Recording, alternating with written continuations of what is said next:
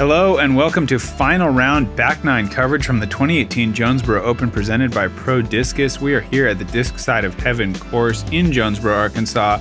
Just 9 holes remain. It's going to be exciting. Big Sexy commentary, Nate Sexton and Jeremy Koling.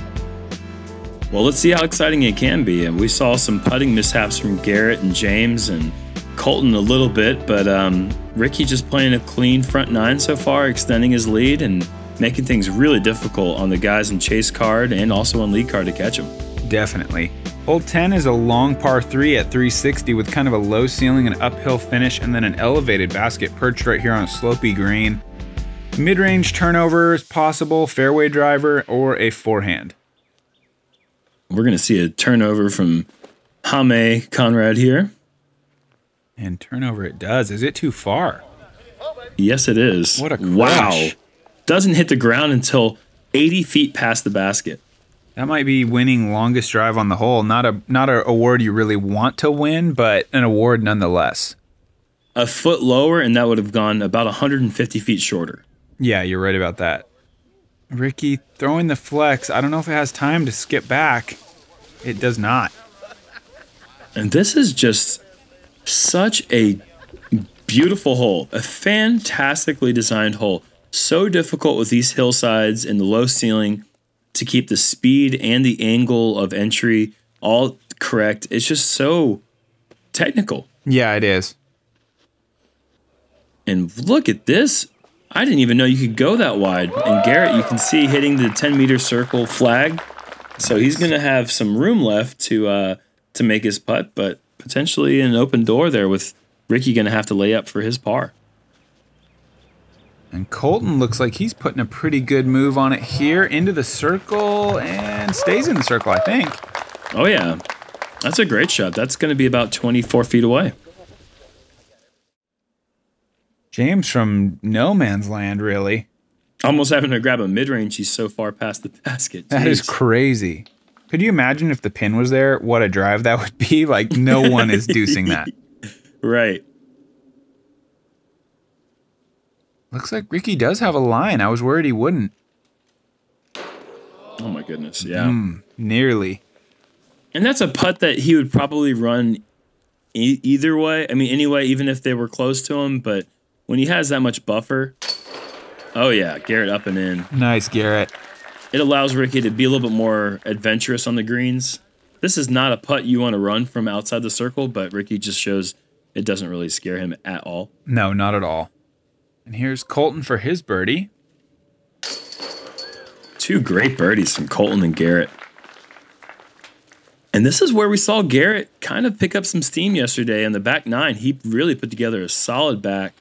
His front nine was similar to round 2, where it wasn't really quite as clean as he'd like for it to be, especially with the missed putts that he had. But maybe this is where Garrett's time to shine is right now. You know, let's see if he can make up some ground. Yeah, I feel like, you know, the course is big everywhere, but this section we're coming into now feels like the biggest crushes of the whole thing. So really kind of a great place to be a man named Garrett. You really can do a lot. Hole 11, right. Par 4, 560. This one you just need a sort of a medium to large sized hyzer. Get right around those hay bales and then make your approach with a turnover putter or maybe a forehand. But we've seen Garrett go with this ultra high play. Really pushing it down the fairway. Are you kidding me? I don't understand. I don't really understand where that landed. It's really far up the fairway, Nate. It looked like really. And I don't get it. I mean, like when we see James throw a hard shot, we know that a hard shot's been thrown. When Garrett throws a hard shot, I'm thinking to myself, that's not going to get there. And then it gets there plus another 75 feet. Yeah, it's pretty crazy. James with a nice big hyzer, but ooh, that's a good kick, I think. Yeah, that's going to allow him to reach out there and throw a forehand. He does not want to throw the forehand, but I don't think he's going to have any other options from where he is. And Ricky might be a little early as well. He'll be fine from there, though. Yeah, that's actually perfect right there, right by the big hay bales. That's going to allow Ricky to throw a really lazy, probably a harp into the green, either a harp or maybe a spark. perfect shot from Colten around the rough and right to the pin. Yeah, there's the harp. And we all know how much Ricky likes throwing that harp approach. It's just a really nice, flat, overstable approach disc. Allows him to throw a nice touch into the green and always get very soft skips. Yeah, absolutely. And James does make a backhand happen from the knee, and he parks it. All right. He's a superhuman. And is Garrett looking at the basket? He's got to throw a little bit of a turnover. He's sonicking. Okay. Sonic boom. Oh. The whole group here going to have an easy time. Ricky did have the mini down, so any foot fault warriors out there, you missed your opportunity. Garrett's up and in there for his birdie. The collective distance for the group here is about 30 feet between all 4 shots. That's very impressive. It still is. This is one of the easier holes on the course, but you know, you still got to step up and get the 2 shots into the green. For sure. Hole 12, par 4, 655. This is an opportunity to absolutely crush if you can do it and maybe make it up there near the top of the hill. Get an opportunity to see the basket instead of throwing that blind approach that is so difficult for most players. You're trying to go up over this hill and stop the disc on a dime before it rolls all the way down to the bottom. I wonder if Garrett's thinking green. Do you think he's trying to go for the green here? I think he could reach circle 2. That's... I mean, that's nothing but a jump putt. That's silly. That's silly. I played with Drew Gibson, and he jump putted his approach. Yeah. It's pretty Drew's amazing. also silly. He is. See, that's a fantastic shot, but it's... Yeah. You know, it's probably 40 feet behind Garrett's, but because of the hillside, it's like 80 feet of power. Oh, if I mean, minimally. Yeah. Oh, no, James didn't get the flip. This could be in trouble. That tree can be disaster. It is disaster.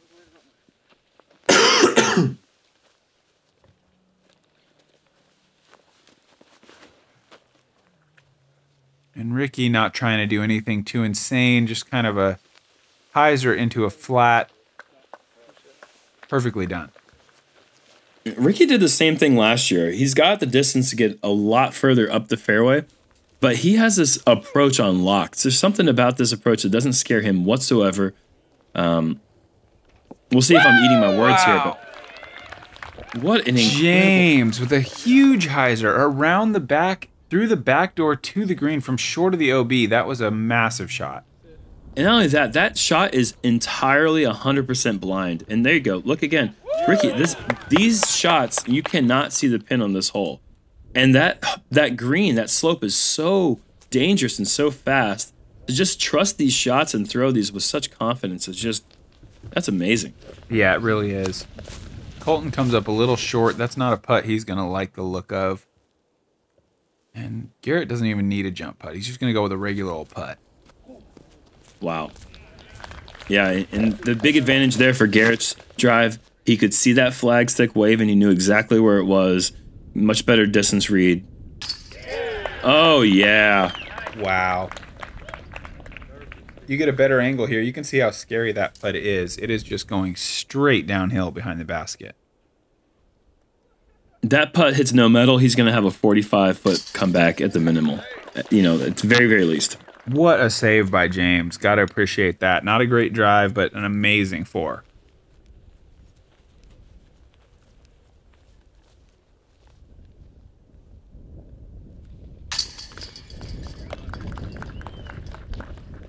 And once again, Ricky just showing that approach shot does not scare him in the slightest. Great up and down. A nice birdie from Garrett. But Ricky putting together such a solid round. I mean, I would think if he gets to 30 under, there's nothing anybody can do. Hole 13, par 3, 353 up the hill, moving way to the left. You've got to throw a very hard hyzer low, kind of an inside to try to get a skip. So easy to end up in the woods on the right here.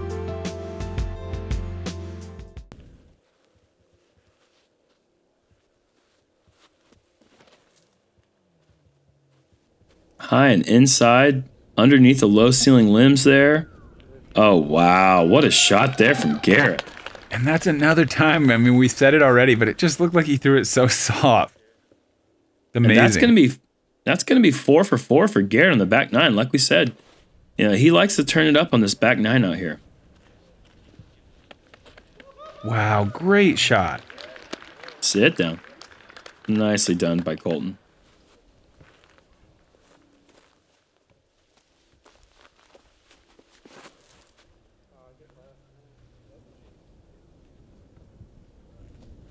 Ricky does not, he's not impressed. He just puts it right there as well.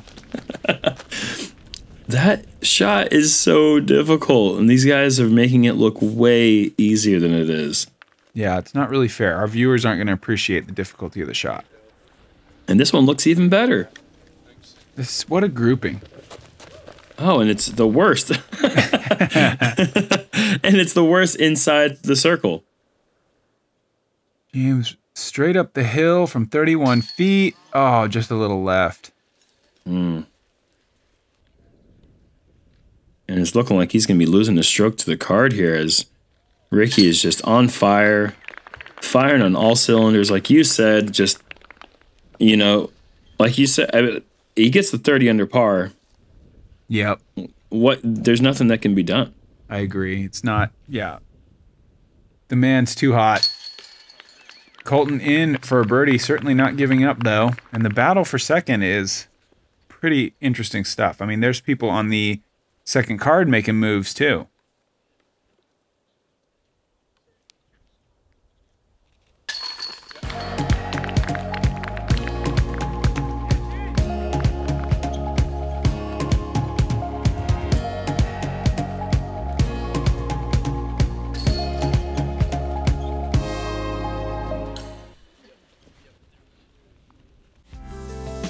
Hole 14, par 3, 520 feet downhill over the out of bounds and then through the gate. And then to top it all off, the basket is perched up on top of this log, making for a difficult putt. This one's a great birdie if you can get it. Germ keeps calling it the dream ace. I'm hoping we get to live that dream right now, see somebody put a run on it. The way that Garrett throws this hole, I wouldn't be surprised to see this one rip right by the basket. Looks too far. Yeah, that's, wow. Slow down. That's just, too long again, but wow, what a shot. I mean, that's 35 feet or so from the pin. Yeah, very scary putt left, but really great shot. For most people, that would be a small gap from 200 feet, and he's going at it from 500 and just lacing it. And Colten up there, that's going to be a tricky putt as well. I believe he's got those spruces in the way. And Ricky leaning on something that's pretty stable, but it's going to have a nice hyzer finish. Look at this thing. Wow. Oh my goodness. Right past the basket, parked. What a shot there from Rick. Oh, looks like we have 3 shots all within circle 2. And this is looking like another one. Hurry back, hurry back. Oh, yeah. Circle 1. Wow. The scoring average of 3.59. This is the second hardest hole on the course. Oh, yeah. What a scary putt in a moment where he needed it. Can't lose another stroke to Ricky. Making a run. 5 for 5 in the back 9. Oh, no. That looked like that was like a spit out. It was close. It was a little left. Got a little bit of a nub, I think. It looked like it turned into like the roller angle and spit through the basket. Might have. I don't know. And can you believe that that's going to be what stops us from seeing a star frame on the second hardest hole in the course. It's crazy. Unreal. I mean, 3 birdies on this hole is, you'd be happy to see 3 birdies all weekend. To have them all in one card, that's really giving the fans what they came out here to see. Definitely. And they did come out. I was pretty happy with the gallery size. Shout out to the Arkansas guys coming out and supporting the tournament. Could hear the cheers from all across the course. It was fun. Hole 15, par 3, 270. Easiest hole in town, really. I mean, you're just going to throw up a big hyzer, not even that big, a medium-sized hyzer. Try to stick the green. You could skip away. You can come up short. You can clip branches if you throw it way inside, but I'd expect these guys to make quick work of this one.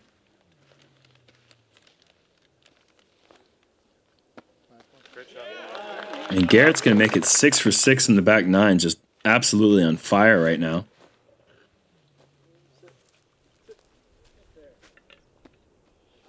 And Rick's like, I haven't seen him throw that harp one time yet where it didn't just hit the pole or land within 6 feet.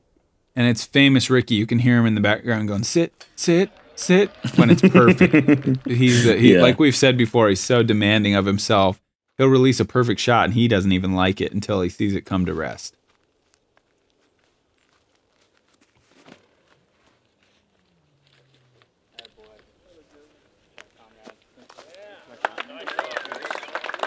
And a nice hyzer angle there from James to match the slope there as to avoid skipping away.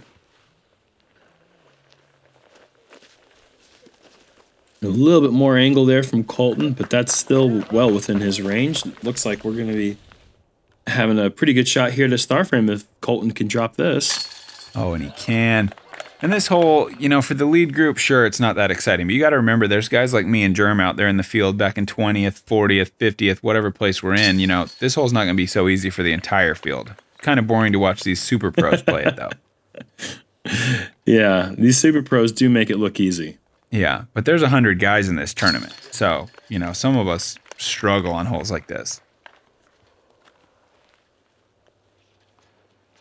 And Rick somehow making the putt from 1 foot. Hole 16, par 5. Is a good place to make moves. The eagle is available here. 855 feet. You just got to throw a huge drive, find a landing zone that gives you an opening to go over the water. There is OB all around this basket, though, and if you go OB in any way, you're straight to the drop zone.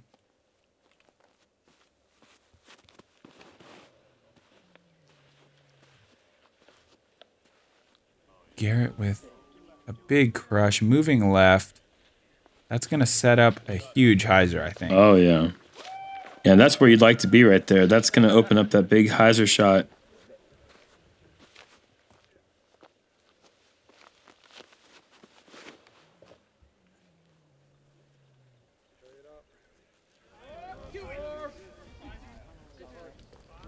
Oh, wow. Oh, my gosh. That's perfect.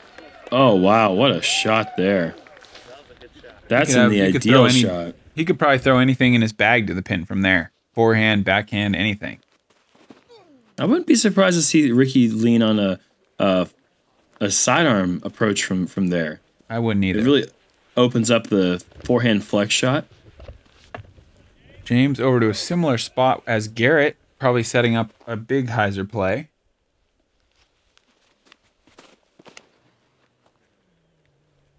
And Colten trying more to follow Rick to get down below the tree and set up a straight shot over the water. And Colton's putting together a solid round himself. I mean, he's tied right now. Look at this. Oh, my goodness. That is so far.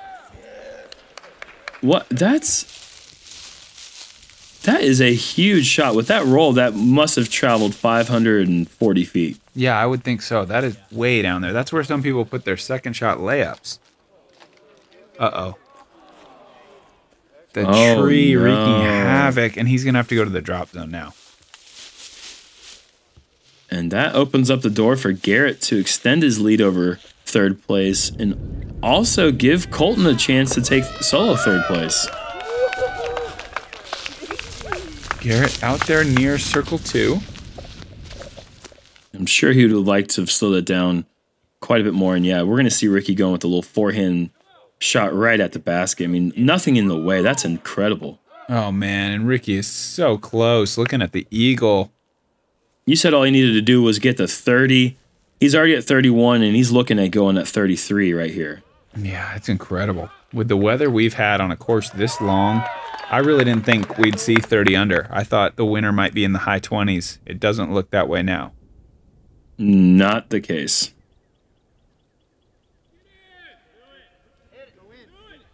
James with that patented, I mean, just go ahead and call it the JC AVR.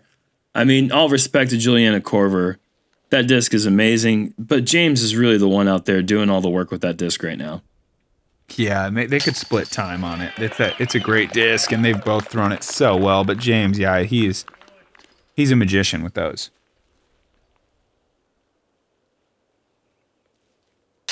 Ricky for the eagle. Yeah. There it is.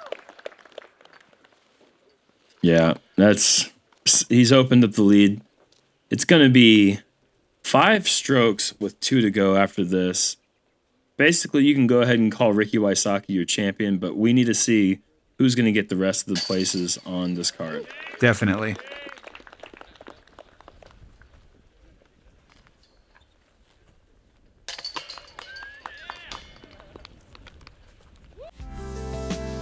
Hole 17, par 4, 660. Very, very difficult hole because you need to get almost as far as this really big tree to have any chance of getting to the basket in 2 shots. But near that tree, the OB is as narrow as it's going to be. So you have to go big distance through the triple mando and into a small landing zone to really be able to attack this. And it's been a headwind every round.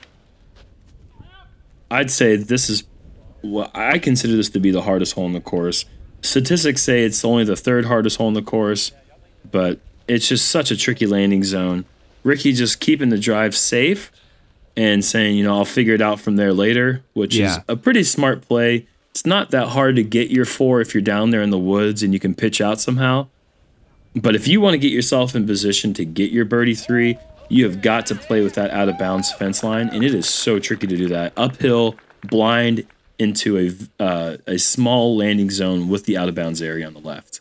That was a very good kick for Colten, bouncing him back out. He's really putting together a late charge here.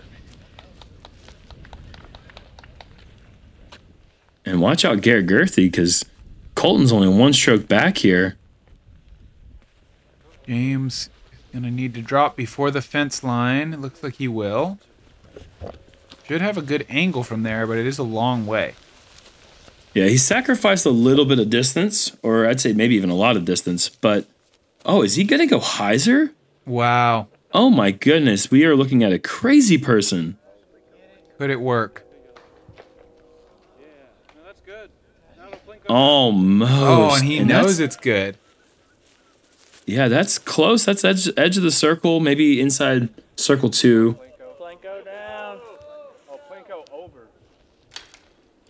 Garrett says, I like that. I'm going to try that. Wow. That is so much fun. The crowd's really getting behind this. This is awesome to watch. Ricky pitches out to a pretty easy place. Colten with the big drive. Whoa, very errant approach, though. Well, the angle from where he is so tricky. You have to put so much anhyzer, and these branches really stick out quite a bit off the edge of the tree line. It makes it so difficult to throw the approach that you'd like. If you're not super wide close to that fence, it's so hard to get anything down this hill. Yeah. He makes a good approach from there. Ricky made a little bit of a weird approach, actually. He kind of put himself into a tricky putt. Bit surprising. James, man. Well, what a bonus birdie that would have been with that short tee shot. Ricky for par. No. Okay. Very surprising. This is Garrett for birdie. Oh, man. Oh, and that's the first hole we've seen Garrett miss. That would have been 8 for 8 on the back 9. He's still away, but I think he's going to make that putt. But wow, we were close to seeing a perfect back 9. If he could have closed it to 3 strokes, I mean, it's still unlikely, but it could have made things a little more interesting. 4 strokes, there's not much reason to hope. Well, 6 comes into play on hole 18. You throw a bad tee shot, you kick out of bounds. Oh, yeah. It could happen really quick. And, I mean, 3 strokes would have made things a little bit more interesting. 4 strokes, you can go ahead and wrap that up, but... yeah. Hole 18, what a finishing hole. Par 4, 818 feet, way up the hill. The play here is just really to get as far as you can. You can play a big hyzer in the right wind, but if you can just control a driver, keep it straight, or maybe even fade a little right at the end, you can set yourself up for a hyzer shot into the green. That's the way that most people are making threes here. This gap initially here is so scary. It's a pretty clean gap, but there are enough branches that stick out into the opening that make it kind of unsettling as you're going through if you're not dead center down the middle. Yeah, absolutely. I would say, if I'm trying to throw 450 plus, there's not a gap in the world that doesn't unsettle me at least a bit. I mean, it's hard to hit gaps when you're throwing that hard. I agree with that. Oh, wow. Nice rip here. Going for the straight gap, and he has absolutely smashed this one. That is a fantastic throw.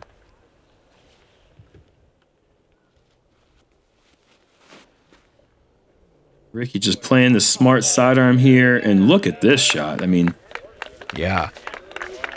That's not even smart. That's good. That's really good. A shot can be both. Yeah. As proven here, but I previously did not know that was possible. Well, that'll go a long way for you, just that knowledge alone. Learn something every day, guys. That's just a position play. Hopefully he got far right enough that he has a hyzer. Garrett going for the pin. And I'm sure he... oh, yeah. That's a great move there from Garrett. That's going to leave him well short, but that's going to solidify second place with Colten playing that layup shot.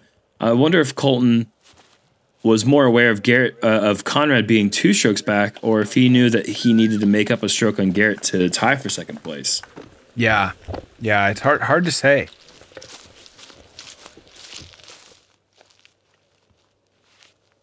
Let's see if James can wow the crowd here with a big approach in the last hole. Needs a little more height. Still a putt, though. Gosh. Yeah, height or stability, one of those two would have helped him out there, but it just kind of drifted down into the hillside. But like you said, he's got a putt.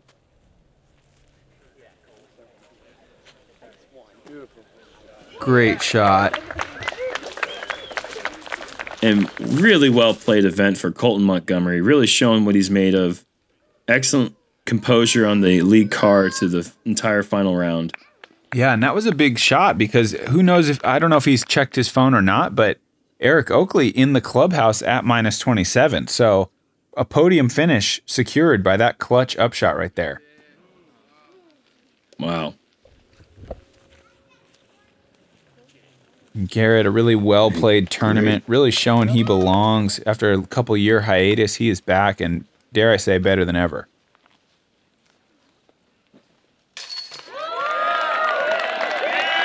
Garrett Gurthie embracing the fans. Happy with this finish. He doesn't need to win a tournament to feel accomplished. He's done a great job here at the 2018 Jonesboro Open. This is a moment that Colten. He's going to relish this moment as well. But the man of the day, once again, Ricky Wysocki, getting off the skid this year, his first win in 2018. Yeah, that's a long time to wait when you're Rick. I mean, Big Rick doesn't lose often, and he proves it here. He's really showing that this course suits his game. Playing a fantastic round, every round really. I mean, I think he averaged well over 1060 for the event, or right in that area. Here is our final leaderboard. Incredible. Ricky wins it by 4, I mean. Colten and Eric tie for third. Eric Oakley doing great things from the chase card. But like we said, congratulations once again to Ricky Wysocki. We can't even call him Tree Kicky this weekend because he was just pure. He was too good, yeah. Thank you guys for tuning in. Thank you to Jomez. We will be back with you for the GBO coming up here shortly from Emporia, Kansas. See you there.